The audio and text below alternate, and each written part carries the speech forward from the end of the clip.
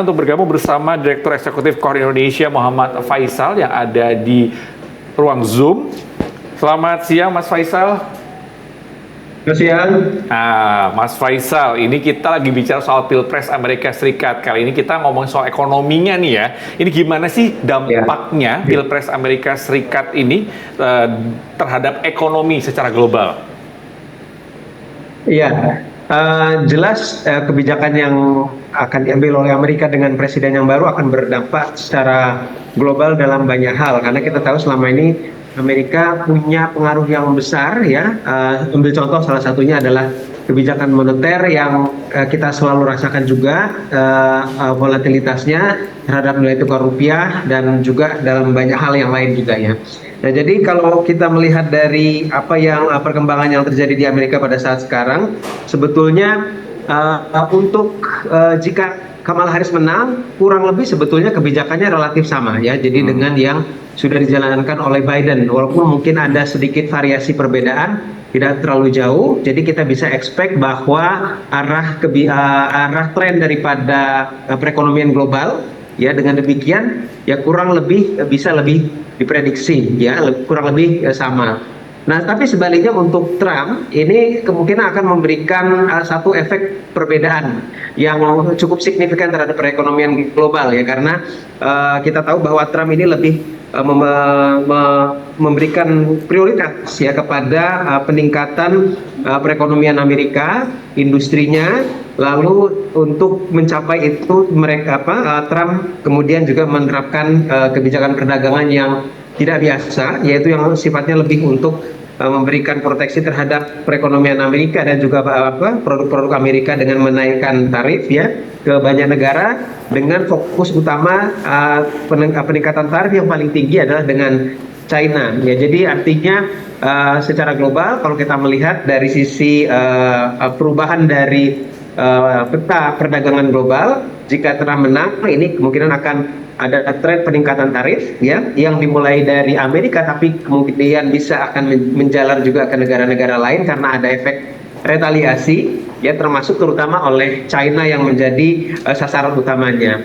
Nah dan dengan demikian maka peta perdagangan ini bisa menjadi lebih berbeda ya dengan adanya kebijakan ini dan kemungkinan juga besar akan mempengaruhi juga kebijakan-kebijakan yang lain karena pengenaan tarif yang tinggi tentu saja akan mendorong inflasi yang lebih tinggi di Amerika dan ini bertolak belakang dengan kebijakan Amerika yang pada saat sekarang The Fed terutama yang menekan inflasi dengan cara menaikkan tingkat suku bunga. Nah, jadi jika inflasi kemudian kembali naik yang sebetulnya dalam beberapa waktu terakhir sudah mulai mereda ya. Nah ini kemungkinan akan kembali mendorong pengetatan moneter di Amerika dan jika pengetatan moneter terjadi di Amerika ini akan mendorong juga penguatan US dollar terhadap mata uang negara-negara lain termasuk juga rupiah dan tentu saja pada akhirnya akan juga berakibat pengetatan moneter pada negara-negara lain termasuk Indonesia. Kurang lebih secara umum begitu, Mas. Oke, tadi sempat disinggung soal Indonesia, langsung saja kita nanya tadi baru dari soal kursnya ya, kemungkinan akan berdampak terhadap Indonesia. Tapi ada dampak lain nggak, Mas, terkait dengan kebijakan-kebijakan yang nanti misalkan ketika Trump yang menang, kayak tadi kan tarif yang tinggi untuk komoditas Cina, tapi pastinya tidak akan menutup kemungkinan melakukan hal yang sama ya untuk komoditas dari Indonesia karena Indonesia cukup besar juga ya nilai ekspornya ke Amerika Serikat. Ini gimana melihatnya? Ya, kalau secara umum kemungkinan peningkatan tarif itu terjadi juga bukan hanya terhadap Cina. Cina itu mungkin akan diberikan magnitude yang lebih tinggi, tarifnya sampai 60%. Negara-negara lain yang juga dikenakan lebih tinggi itu adalah Meksiko, terutama untuk produk-produk mobil. Sementara untuk negara-negara lain di kisaran 10-12% kenaikan tarifnya. Ada kemungkinan juga Indonesia salah satunya. Nah, tapi artinya jika kalau ini terjadi berarti akan ada barrier yang lebih tinggi untuk ekspor Indonesia ke Amerika. Nah, padahal Amerika ini adalah negara tujuan ekspor kita nomor 2 setelah China. Nah, dan kalau kita melihat bagaimana struktur ekspor kita ke Amerika, maka banyak di antara produk-produk andalan yang kita dorong ke sana itu adalah produk-produk dari manufaktur yang labor intensif seperti pakaian, kemudian sepatu, alas kaki, dan kalau kita melihat apa yang terjadi di domestik selama ini, ya terutama untuk labor intensif, nah kita sudah melihat banyak daripada perusahaan-perusahaan pabrik-pabrik yang layoff, ya, yang mem-PHK daripada karyawannya, termasuk yang kasus Ritex. Dan karena adanya tekanan terhadap akses pasar, ya, walaupun sebetulnya tidak murni semua dari pasar ekspor, tapi juga ada pengaruh dari akses pasar di domestik, ya. Tapi kalau kemudian ada pressure tambahan terhadap akses pasar ekspor, nah ini tentu saja akan semakin menekan profitabilitas dan kinerja daripada industri padat karya ini. Dan kita tahu seperti misalnya industri pakaian atau industri tekstil, produk tekstil itu pasar ekspornya 50% ke Amerika, ya, sehingga ada kenaikan walaupun sedikit kenaikan tarifnya, ini akan berpengaruh besar terhadap profitabilitas daripada sektor ini. Terus Mas, pertanyaan selanjutnya adalah apa yang harus dilakukan oleh pemerintah Indonesia untuk mengantisipasi hal ini? Ya, terutama jika Trump yang menang nih, ya. Jadi dalam konteks seperti ini, maka tentu saja pertama sudah pasti kita akan pemerintah perlu semakin mendorong, mempercepat untuk upaya diversifikasi bukan hanya ke Amerika, tapi juga bukan hanya ke China, tapi ke negara-negara yang lain yang di luar tradisional, yang selama ini belum banyak kita gali sebetulnya potensinya. Nah, karena ketergantungan yang lebih tinggi ke Amerika, sebagaimana juga ketergantungan yang tinggi ke China, pada dasarnya ke satu atau dua negara, ini kurang baik, karena jika akan terjadi perubahan kebijakan atau perubahan kondisi ekonomi di negara tersebut, ini akan berpengaruh terhadap kinerja ekspor kita. Itu yang pertama paling tidak. Yang kedua juga adalah bagaimana kemudian memperkuat daripada strategi untuk penguatan daripada pasar domestik. Karena ini yang menjadi salah satu bantalan jika ada external shock, ya, dari kebijakan yang berpengaruh pada ekonomi dan juga perdagangan global. Nah, karena domestic market, ya, ini adalah yang paling tidak yang bisa dikontrol oleh pemerintah, ya, dibandingkan dengan external market tentu saja.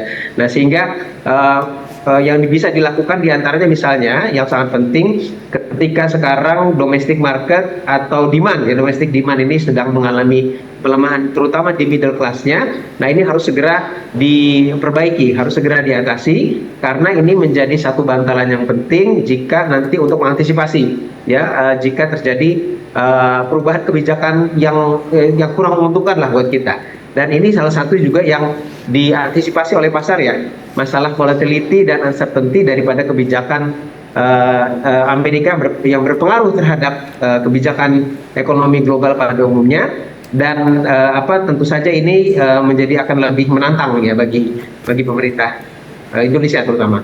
Oke, Mas Faisal, terkait dengan pasar nih, responnya. Karena ini kan Mas Faisal sempat mengatakan bahwa ini masih menunggu gitu, ya. Tapi kalau kita lihat dari pembukaan tadi jam 9, 20 menit kemudian itu sempat turun, tapi ini informasinya rebound nih, naik jadi ke arah hijau lagi. Apa yang bisa Anda lihat dari pergerakan di pasar? Ya, pada dasarnya kalau melihat pergerakan pasar ini awalnya memang pertama relatif positif, ya, menjelang presidential election itu relatif positif, ada peningkatan juga daripada stocks, ya, dan ini tidak lepas daripada kondisi fundamental di sektor real di Amerika akhir-akhir ini, yang mana agak sedikit membaik setelah kemarin Federal Reserve itu sempat memotong tingkat suku bunganya. Ya. Nah, ini berpengaruh terhadap sektor real, ya. Nah, tapi kemudian ada unsur volatilitas ketika melihat bahwa chance antara kedua pihak yang bertarung dalam presidential election ini betul-betul sama-sama 50-50 gitu, ya. Walaupun hasil sementara mungkin sekarang Trump agak sedikit lebih menang, ya. Nah, tapi kemudian tough call ini, ya, kemudian membuat volatilitas, ya, dalam respon pasar, ya, terhadap kondisi pilpres pada saat sekarang. Nah, tapi apapun sebetulnya juga masing-masing pihak di pasar ya yang memprediksikan entah Trump ataupun juga Kamala Harris ini bersiap-siap sebetulnya untuk